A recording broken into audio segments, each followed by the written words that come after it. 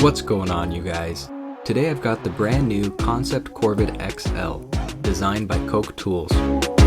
It's a large, fidget-friendly pocket cleaver with a massive 154 cm blade and weighs in at just 8 ounces. It's the perfect choice for when you're not sure whether you're going to be doing some light food prep or chopping down a tree. And as always, if you're interested in purchasing the Korvid XL, or maybe there's something else in your wish list, be sure to check out my buddies over at whitemountainKnives.com and use my promo code SHARPAF, one word, to get 10% off. They also have free shipping on all US orders. The Korvid XL is available in 6 different variations. This one here is the light sand colored G10 with a stone washed 154 cm blade, and the blade still is the same on all of these. Or you can get the orange G10 with the same stonewash blade, and the rest of these have a black coated blade. I'm not sure what the coating is, besides that it's black. There's natural or jade G10, purple G10,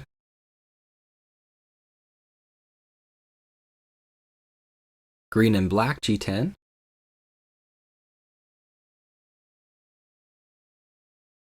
or brown micarta. They're currently selling for $78 for the G10 versions or $80 for the micarta. So after the SharpAF promo code, you're looking at about $70. Let me know in the comments which version you like the best. There's also a mini version of the Kansept Korvid for about $60.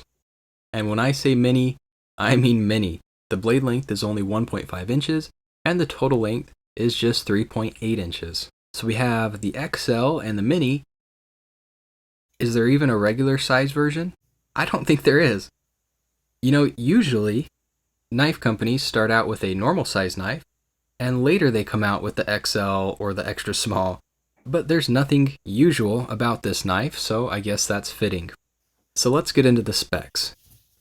The blade length is 3.5 inches or 9 centimeters. The handle length is just over 5 inches. And the overall length is 8.76 inches or 22 centimeters. The blade thickness is 0.137 inches or 3.5 millimeters. The handle thickness is about a half an inch. The handle width is just under 1.5, and it weighs 8.36 ounces or 237 grams. And I'm getting closer to 8.5 ounces or 240 grams. The blade material is 154 cm, which is a mid-range, well-rounded steel. It has a flat grind and a nice wide fuller along the top. There's 3 barrel spacers, a lanyard hole, and the pocket clip is tip up, right side only. It is deep carry, the clip is not recessed, and neither are the screws. Here's what it looks like in your pocket.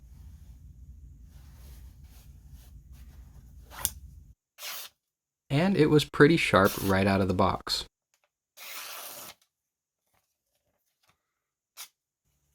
It's a liner lock with really good access to the lock bar. The lockup is good, about 30%.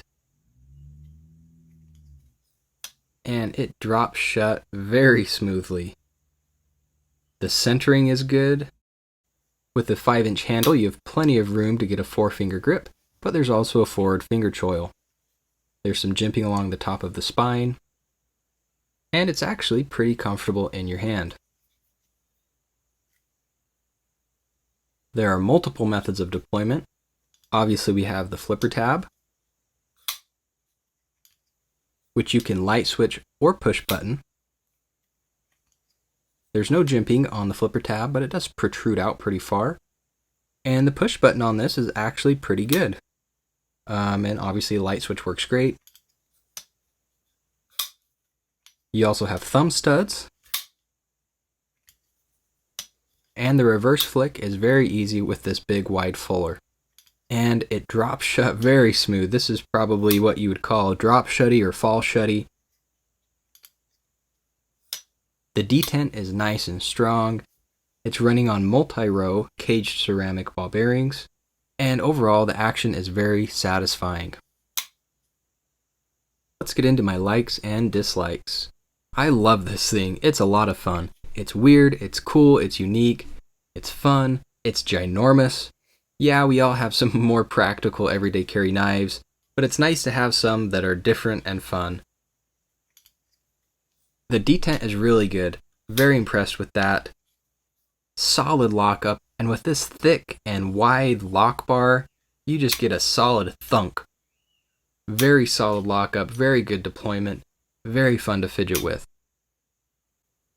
For me, it's definitely a pro to have multiple methods of deployment.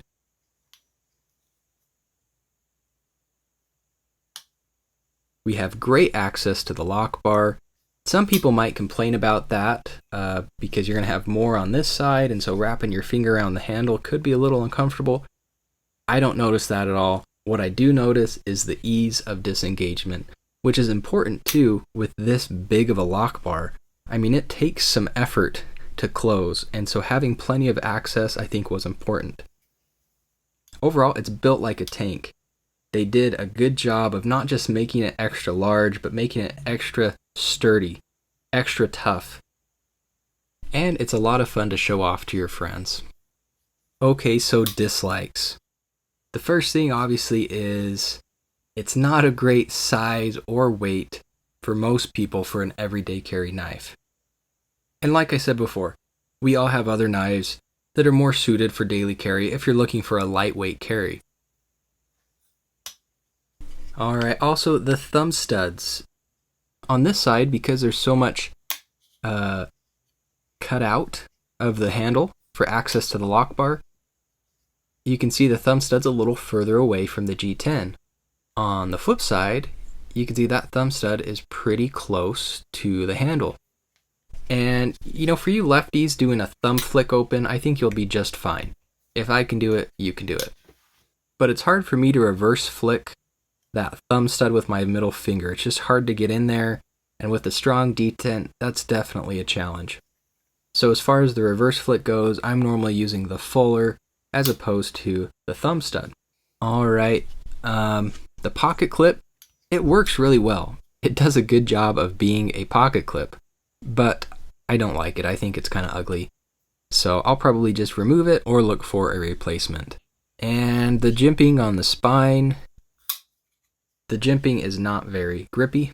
I mean, it gives you some texture, I guess. It's better than nothing, but it's pretty smooth. Overall, though, I really like it. Let me know what you guys think about the Kansept Korvid XL in the comments. Stay tuned for some size comparisons, and don't forget to like and subscribe. That's it for me, guys. Thanks for watching.